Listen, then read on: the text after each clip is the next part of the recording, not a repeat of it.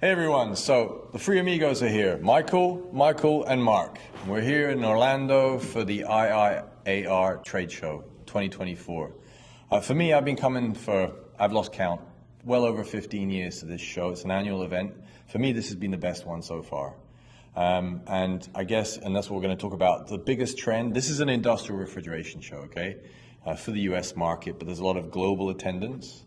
New players coming in from Canada, from as far as Australia, via South Africa, and obviously some Europeans that are coming to the market here because they're seeing a lot of opportunity. But the biggest highlight, I guess, for us, and we were talking about this as we were preparing for this highlights video, is CO2. It's for real. It's really here, and there are a lot of new players, new solutions, and they're all excited about it. It's like really taking off, and it's going to become, probably the US market is going to become the leading CO2 industrial refrigeration market in the world. So yeah, that's just the context. So really excited. We really enjoyed the show. We were all here together with our colleague Maria. We were non-stop conversations, I don't know, hundreds of conversations between the four of us over the last 3 days. And everyone's excited about where this is all going. Of course, ammonia is going to play a role, but CO2 is definitely there and going to compete and complement ammonia. So I guess that's the basic introduction. Yes. So now we can maybe get specific about some of the solutions we saw in the market, right? Yes. Over to you, Michael. Yes. So from the CO2 point of view, and it doesn't seem like very long ago when I wrote about the first CO2 industrial installation, which was in Washington State. And now at this conference, we certainly lost count, right? Yeah, there are innumerable examples of CO2 installations in cold storage and food processing. So it's really become an industrial refrigerant of great note, and it's definitely competing with the traditional ammonia and certainly the F-gases as well. So CO2 is very much a player. We saw one of the big introductions by Vilter, which is a division of Copeland. They had previously spoken about a single screw CO2 compressor, which is unusual for CO2 to have a screw compressor, but they mentioned it earlier. But at this show, they really highlighted it and are starting to roll it out in North America. So that was the big piece of news from Vilter.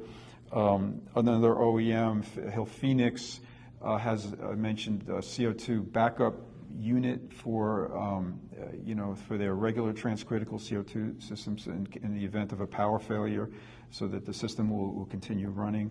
So, and of course, Hillphoenix is a major supplier of commercial CO2 systems, but they have stepped up and are rolling out many industrial systems. Yeah, and about Hillphoenix, I had the opportunity to talk with them as well, and their industrial team. They a few years ago they were very much backing low charge ammonia, and that's kind of gone out. And the full focus they have now is really on CO2. That's true. And they're seeing a lot of opportunity across multiple applications. So that's true. And like you say, they're already very well established on the commercial side, so they're going to leverage that know-how clearly. Yeah. But they've got competition coming, right? I talked to a Canadian player, Ref Plus, from Quebec, and they recently purchased a local manufacturer of CO2 racks called Septec, and they had a CO2 rack industrial application here on display at the show because this was the heavy equipment edition of the IIAR show, and they were quite pleased, quite pumped with the opportunities, and they were getting a lot of requests. So, and they have obviously in Quebec, in Canada, that's been a kind of like a real hub of know-how around CO2 over the years in North America.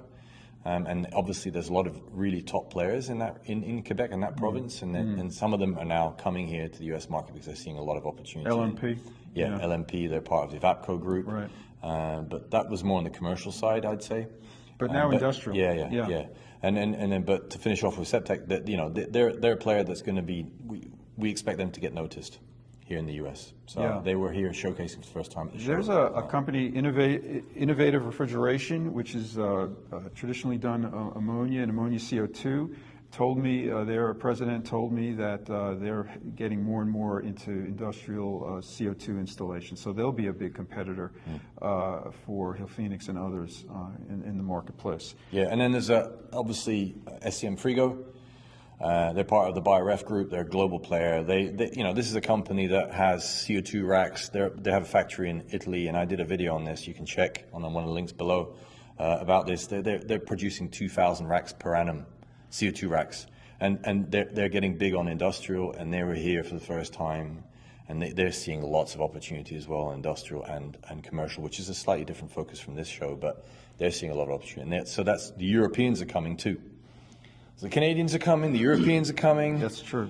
So there's a lot of interest in this market, which is literally about to take off. Becoming more and more competitive. Yeah. Which is great because you know, the end users will be happy with that. End users will be happy. Prices will be going down. And and the performance will go up. Absolutely. Right. Absolutely. A lot of components, component manufacturers also introduced, talked about CO2 components for industrial. Parker Hannifin talked to me about their electronic expansion valve, multiple purpose valves for CO2 that they're introducing for both actually industrial and commercial.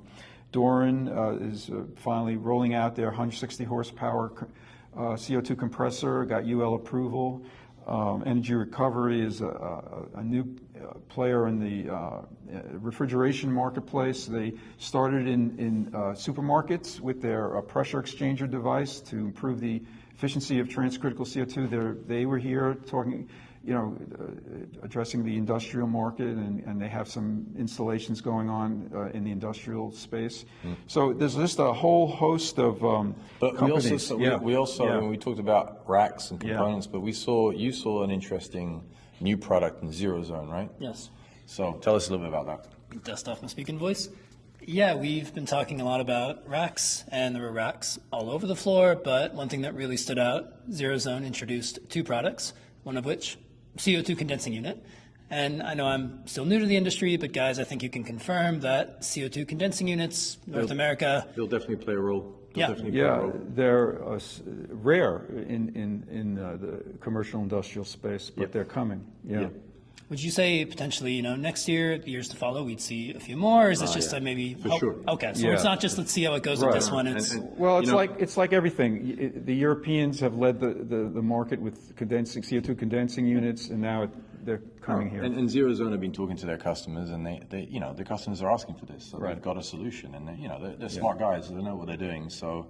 They're launching this, and they're going to be careful how they promote this, but clearly they're expecting this to be taken up. And I'm guessing a year from now or 2 years from now, they'll be able to report back that they've got plenty of case studies around the US with these condensing units that complements their racks. Yes. Yeah, no, that's the expectation. But you also saw something else, right? We saw a propane. Did we actually see a propane? Did you see any propane here at this show? I did not see propane. It was either ammonia or CO2. I was looking, but I... we did, right? Michael and I saw one, right? What did we see? That was Zerozone again, right? Yeah, Zerozone has a propane chiller. Yeah, so they've got this little propane chiller, basically. And again, this is the first product. It's out there. Have they sold any yet? No, as far as I understood. And you can learn more about the product because I've got another video on that. But exciting, and that was the first time also, a propane chiller at this show. Well, propane, an industrial refrigeration show. Propane is coming to industrial. IIAR is working on a standard for hydrocarbons. But this is so we've ammonia, CO2, propane. So it's coming, it's there. Yeah. And talk to some of the compressor manufacturers. They have propane compressors, so they're getting ready. But this is still early days for propane in this space, but it's coming. Right. Yeah, they said they were at the product presentation here to start a conversation, and I mean it sounds cheesy, but I do think it's safe to say they've started one. Yeah. Then I saw you at the Gaia booth for a while, right? Yes. And they had some stuff, right? They had a new product. Yes, I had a nice chat at the Gaia booth. They have a new heat pump, a CO2 compressor for heat pumps that. No, ammonia compressor. I'm sorry. Thank you, Mark. I'm stuck on CO2.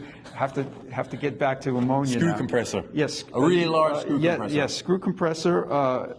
11 megawatts for heat pumps. Very large capacity ammonia. So yes, GEA is definitely marketing that for It's a huge opportunity, right? I mean, yes, district heating opportunities in North America. So GEA is on top of that. But we saw some other interesting ammonia products, one in particular from Evapco. Evapco, of course, is a pioneer in the low-charge ammonia package space with their EvapCold units. So they've recently introduced the VersaSplit unit, which basically splits out the evaporators from the package unit so that you can have one package unit serving multiple evaporators. And they came up with a new gizmo, a new device for their package. What do they call it? E-Jet? Well, E-Jet. It's an E-Jet. ejector. It's an ejector that basically enables them to use DX evaporators and then repurpose the ammonia fluid through the ejector so that they reuse it and it doesn't go out into the compressor. So they've figured out a way to maximize the capacity and efficiency of their DX evaporators for the low charge package unit. So Evapco is continuing to innovate and lead the low charge trend in North America with these new ammonia products. So it's very exciting. All right, cool. Well, we're conscious of the time, so hopefully some of you will watch until the end. Yes. And not fallen asleep.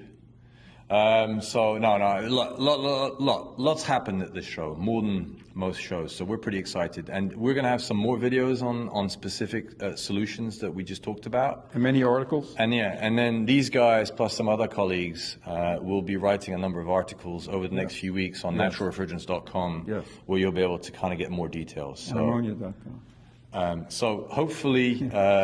Looking forward to getting some of your comments, and we'll be doing more of these highlight videos as we go around the world, going to different shows. So over and out.